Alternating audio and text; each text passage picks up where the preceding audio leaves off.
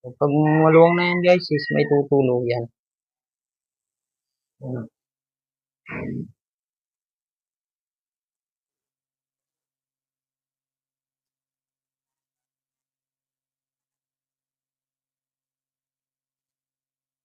Yan.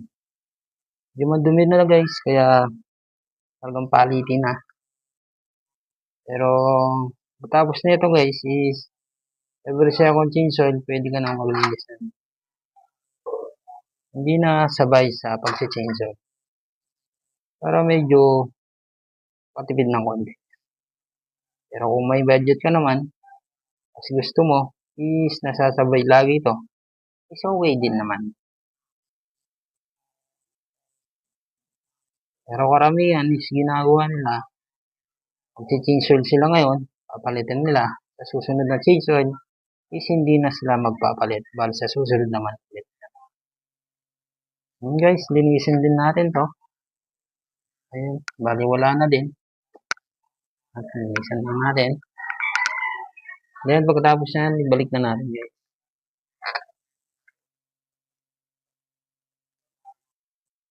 Huwag din kakalimutan yung washer nito guys, kasi napaka-importante mga yan.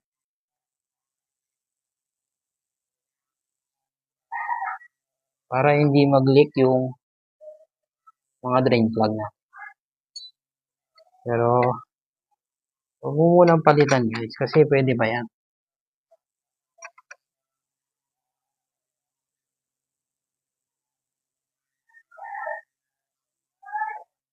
Higigpit, isakto din.